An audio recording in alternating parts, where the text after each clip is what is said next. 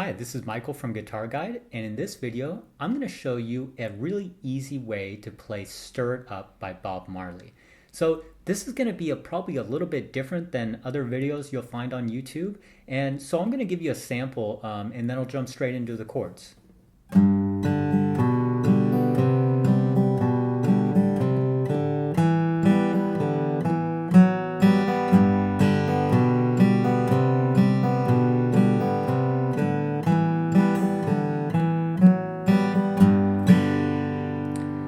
So as you can see there, that was a unique version of Stir It Up, more of an open chord strumming pattern. And the reason I wanted to do that is because Stir It Up is really a song, if you want to make it sound the way Bob was playing it, it really requires a bass player and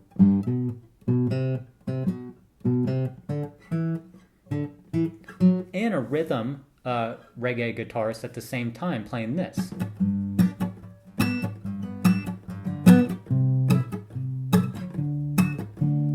And I wanted to give you a version that was more of a solo guitarist, because I know if you're watching this, you're probably a beginner guitarist, and I wanted to give you kind of a alternative version. So to jump in, what I was playing, it's more of an open chord, and we're gonna play it this way. You're going to use your ring finger on the 3rd fret top string, and pretty much after every bass note we're hitting, meaning that's a bass note, just a pluck, we're going to just have an open strum. Okay, and it's going to give us that nice open, fuller sound. So it's not just going to be a down strum, it's going to be an up strum as well. So I'll play it real slow.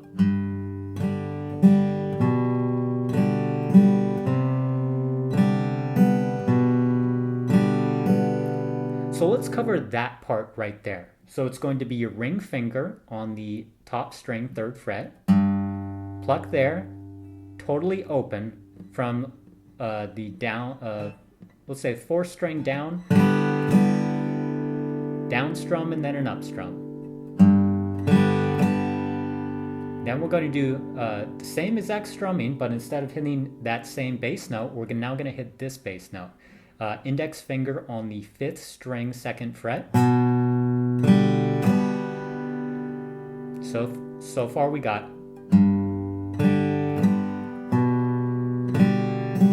Now we're gonna do same string, just 1 fret up, ring finger.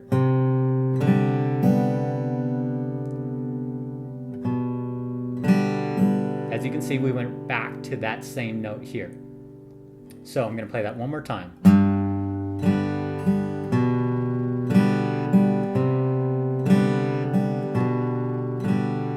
So 1, 2, 3, 4. Okay, now on to the second part.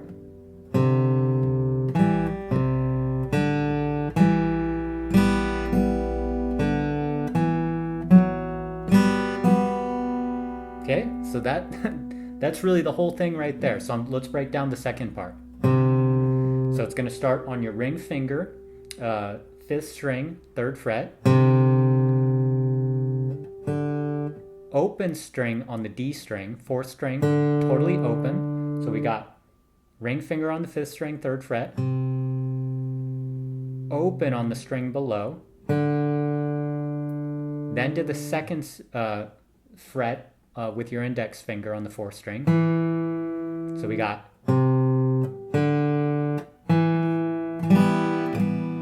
with a little down, then up strum. So we got.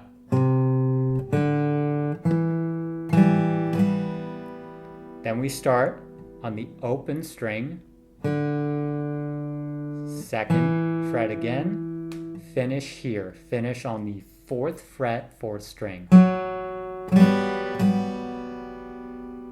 And I know it sounds a little weird playing it real slow like that, but when you play it at full speed, it sounds really nice. So let's break that second part down one more time before I play the whole thing again.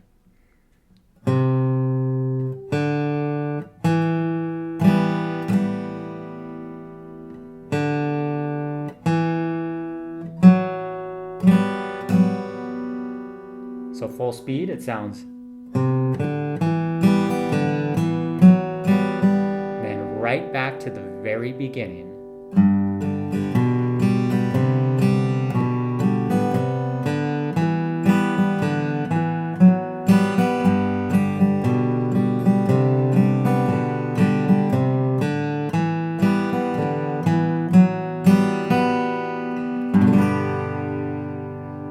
Okay, and just for your reference, if you wanted to know the more traditional style that Bob actually played this, the bass player, and you can see the reason I didn't include this part really, or why I didn't include it first in showing a beginner way to do this, is this first stretch is a pretty big stretch for a beginner. It's the 3rd fret all the way to the 7th fret with your pinky. Top string, then down a string, 3rd fret with your index finger, back to that same note you hit with your pinky, and then 5th string,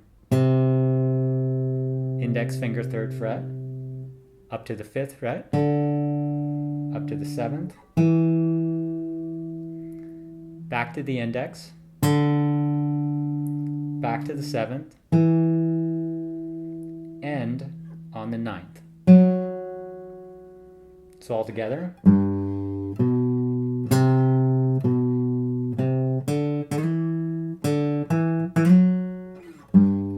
And to play it the way that Bob was actually playing it, it would be more like this.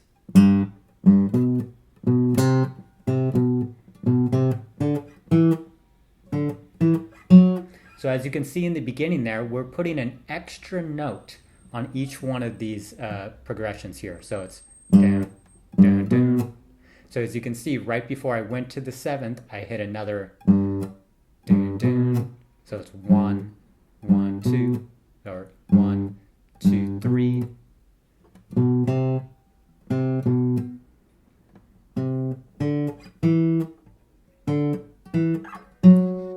So that's why I initially just thought it would be better to play in these open chords and to show you it this way.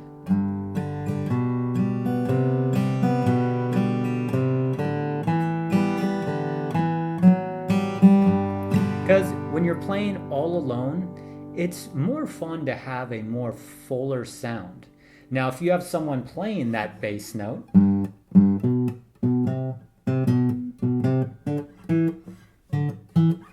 then if you have a bass player, then it would be great to learn the bar chords as well.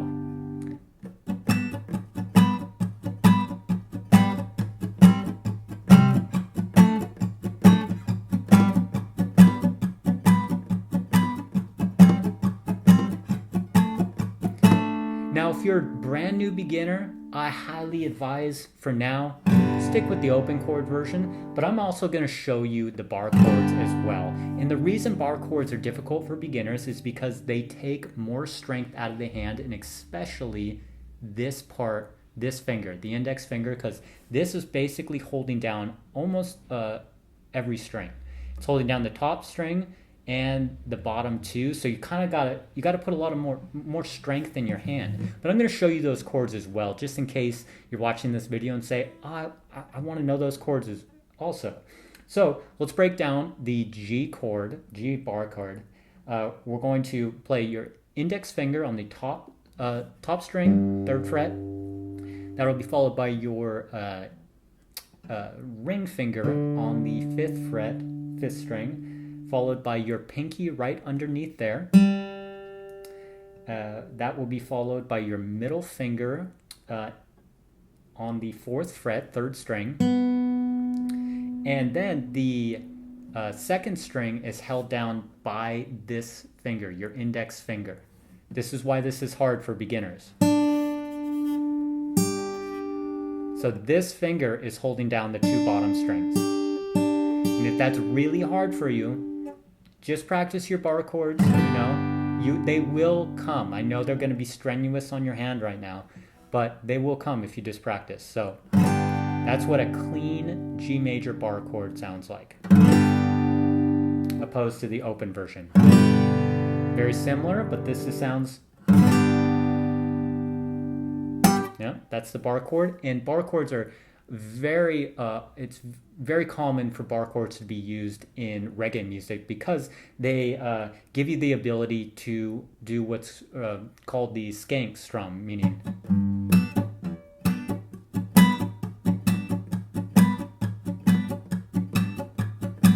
And the way I'm getting that is if you notice my hand over here, notice the pressure difference when it goes to the muted strum. I'm going down strum, clean, and then as I'm coming up, my pressure on my hands are not holding down the strings anymore. They're just barely resting on the strings. They're still in place, but they're not holding down the pressure like that.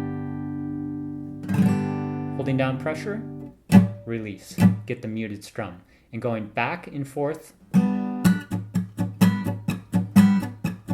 will give you that reggae skank. So that's the first chord. Moving on to the second chord, which is the C chord. And then we're going to move that up to the D chord. Very similar chords, identical finger positions. We're just moving everything up 2 frets. So let me show you how to play the C chord, or the C bar chord. So index finger on the 5th string, 3rd fret, followed by your ring finger on the 5th fret, and that's going to hold down the 4th, 3rd, and 2nd. Okay, you don't really need to worry about holding down the bottom string, just all the way down to the 2nd string. And that is the sound you're looking for. And for the D chord, the last chord, we're just going to take that identical C position and just slide it up 2 frets. So instead of the 3rd and 5th fret, we're going to be going on the 5th and 7th fret. Okay? So it's going to sound like this. In the strumming pattern, I know it's going to be a little different for you, probably a little difficult as a beginner, but you know, just stick with this stuff. It does get easier.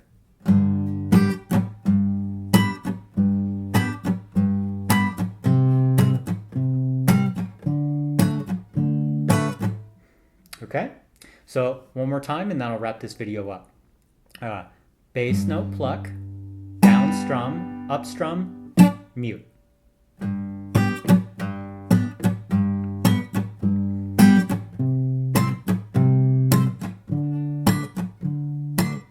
So remember, for all those notes, remember you pluck the bass note first, down strum, clean, up strum, muted. Bass note pluck, down strum, clean, up strum, take the pressure off and mute. And that's the key to getting that reggae skank. So one more time to finish off.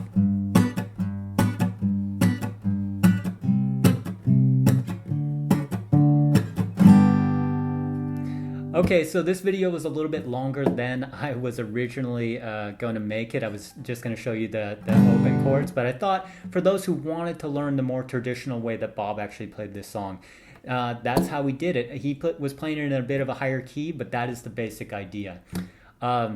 Feel free to subscribe to my channel if you would like more videos like this. I make a ton of guitar tutorials in the simplest way possible.